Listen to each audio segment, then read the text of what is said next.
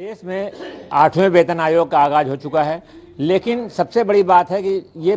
कैसे जो है वेतन आयोग न्यूनतम वेतन क्या हो, कैसे हो और इसके फार्मूला क्या हो, इसको लेकर सरकार की जो नीति है उस पर विरोध भी शुरू हो गया है। और लगातार AIRF चाहती है कि जो है लोगों को न्यूनतम वेतनमान जो सही मिले। जो इसमें क्या है कि ये मैं खुद जो है जोनल सेक्रेटरी हमारे साथ जो है LN पाठक जी हैं, मैं उन्हीं से जानूंगा कि क्या सब दिक्कतें हैं इसमें।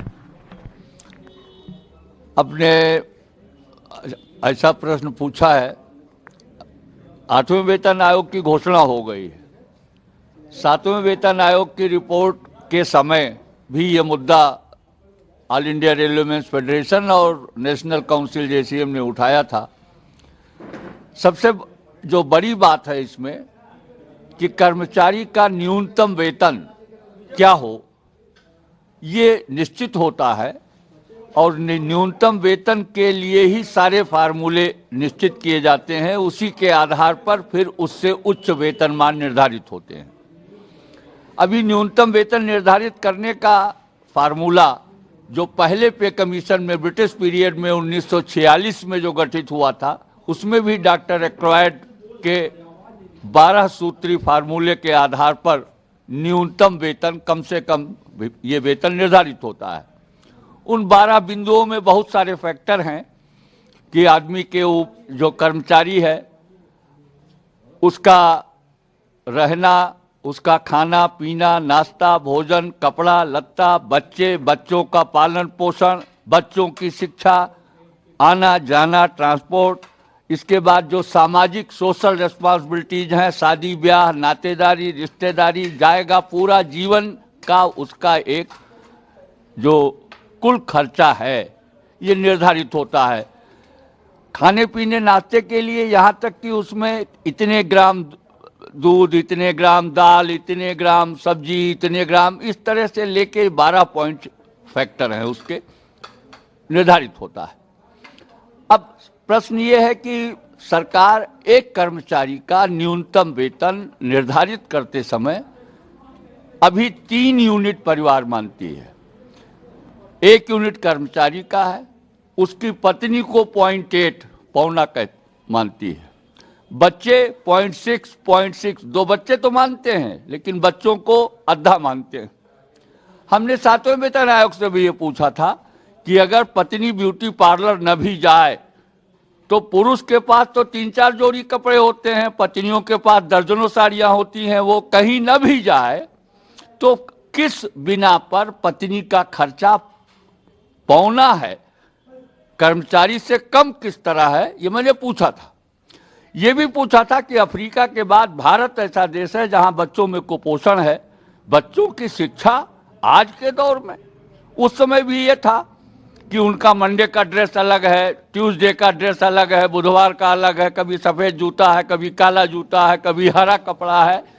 तो ये सारी चीज़ें जोड़ते हुए बच्चे का खर्चा एक का आधा मानना, आज दूध का रेट क्या है, आज बच्चों के तो, लेकिन ये बातें तो अपनी जगह रह गई। एक कर्मचारी का न्यूनतम वेतन के लिए 3 यूनिट माना। मोदी सरकार है और इस सरकार में जो भारतीय संस्कृति की रक्षा, भारतीय सनातन की गौरव गरिमा 5000 वर्ष पूर्व वाली जो स्थापित की जा रही है, उसमें अगर कर्मचारी का न्यूनतम वेतन में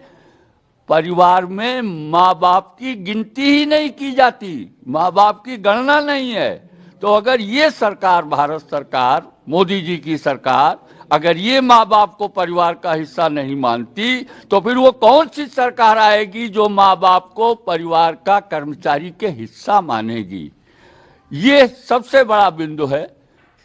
कि माँ बाप को परिवार का हिस्सा मानते हुए 5 यूनिट के परिवार पर न्यूनतम वेतन निर्धारित हो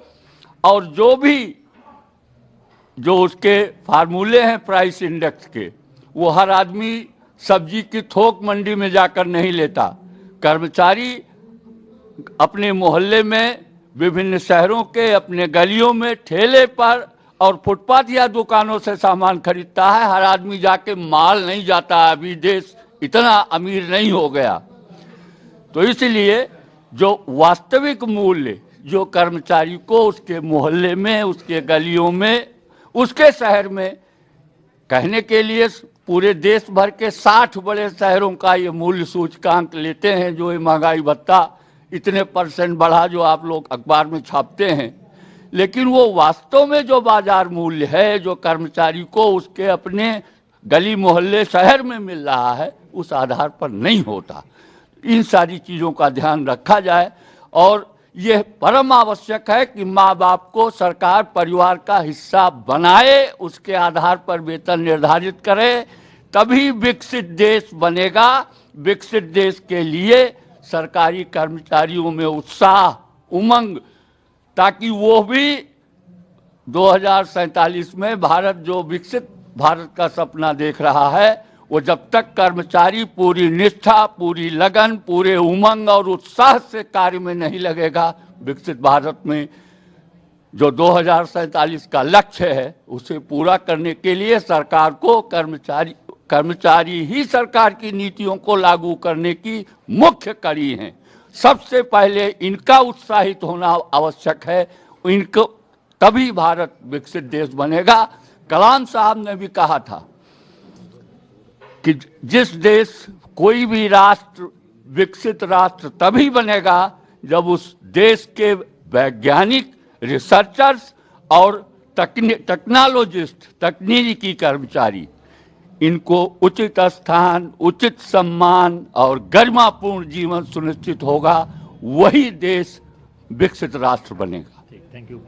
तो जय एल पाठक जी, इनका सीधा सा एक सवाल सरकार से भी है और इनका कहना है कि जब तक ये वेतन आयोग में माँ बाप को नहीं शामिल किया जाएगा, जब तक गणना उनकी उसमें शामिल नहीं की जाए परिवार में, तब तक कर्मचारी के साथ अन्याय है और वो अपने परिवार का खर्चा कैसे चलाएंगे। इसलिए उनका सीधा अंग्रेजों के समय जो फार्मूला चला रहा है वो बदला जाना चाहिए और अब जो है माँ बाप को भी उसमें 2 अदद जो है शामिल किया जाने, ताकि उन पर भी वो खर्च कर सकें और उनका पैसा भी उनको मिल सके। कामरान रियाद के साथ TN मिश्रा, जनता TV, लखनऊ।